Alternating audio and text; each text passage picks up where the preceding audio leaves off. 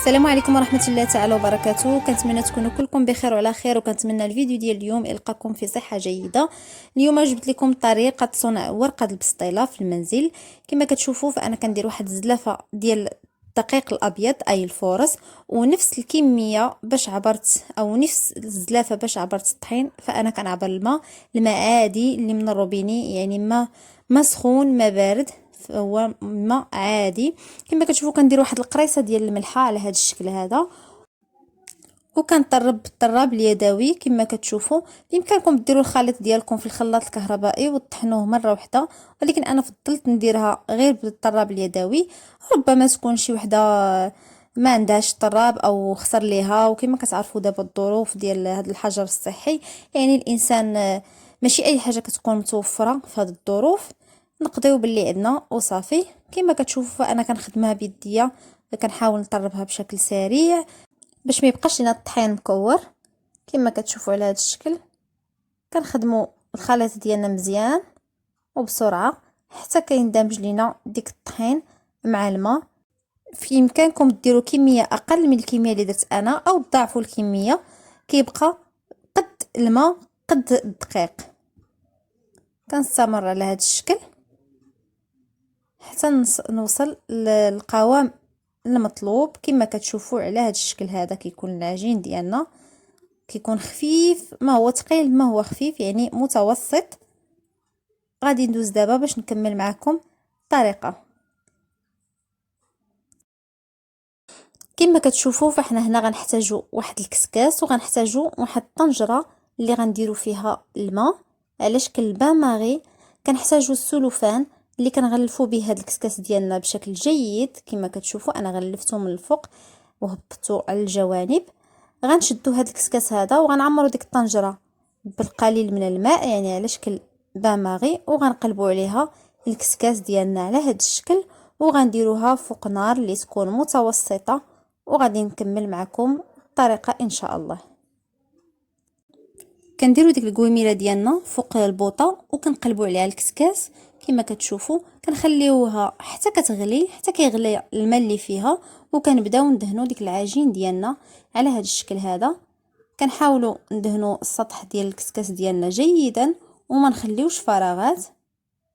كما كتشوفوا وفين ما كتبان لينا شي بلاصه اننا ما غطيناهاش مزيان كنعاودوا نرجعوا نقادوها جيدا حتى كنكملوا الورقه ديالنا كامله.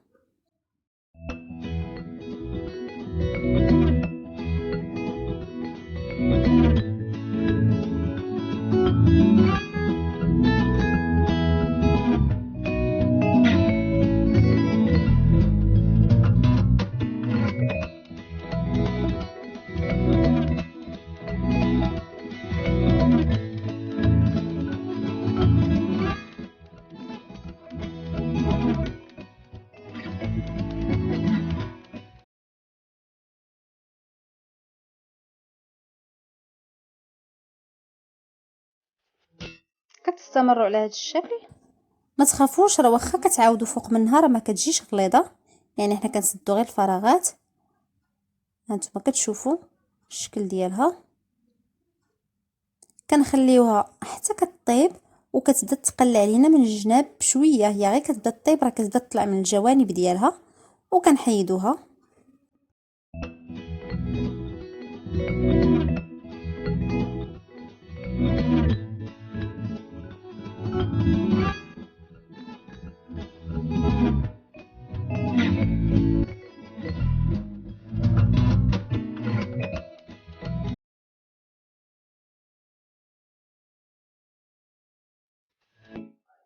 غنكمل على هذا الشكل هذا حتى نكمل الخليط ديالي كامل، وغنوريكم كيفاش كندير لكل ورقه طابت ليا طريقه الاحتفاظ ديالي بها.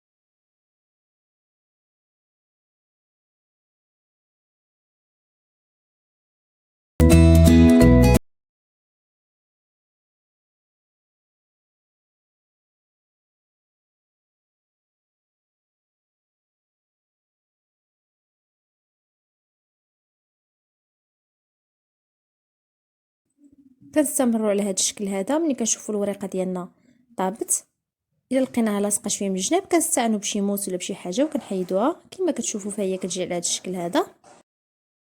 الا شفنا شي حاجه لاصقه لينا فوق من الكسكاس كنحاولوا نحيدوها باش ما نخسروش الورقه ديالنا اللي غنديرو. في نفس الوقت ما تغفلوش على ديك الطنجره اللي دايرين تحت من الكسكاس، ربما تنشف من الماء وتحرق لكم. يعني في الاول ديروا كميه مناسبه من الماء اللي غادي تكفيكم لهاد الورقه كامله.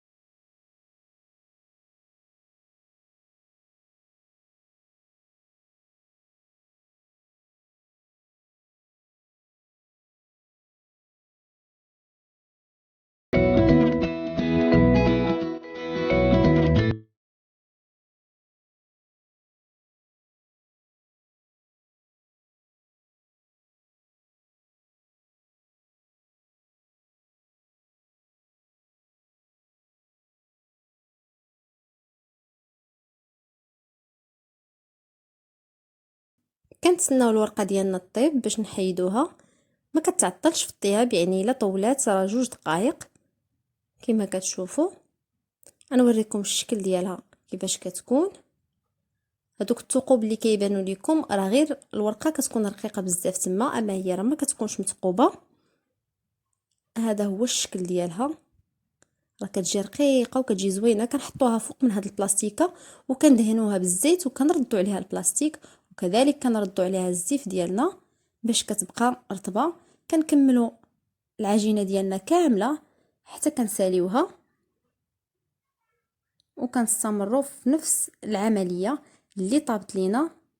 كنديروا ليها هاد الطريقه هذه، يعني كنديروها وسط من البلاستيكه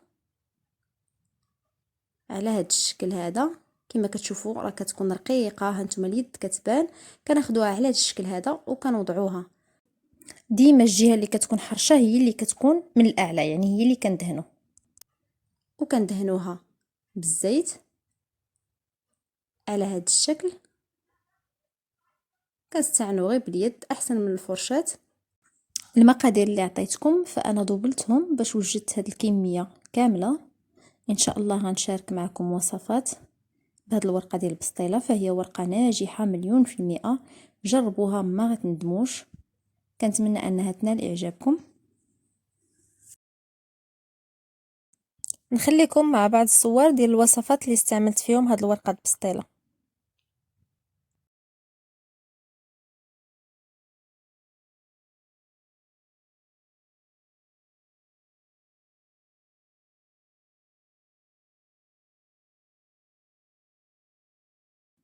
الى عجبكم الفيديو ديال اليوم ما تنساوش ديروا جيم وتشتركوا اللي باقي ما اشتركش، وتبارطاجيو مع الاصدقاء ديالكم. في امان الله وحفظه. الى فيديو اخر ان شاء الله.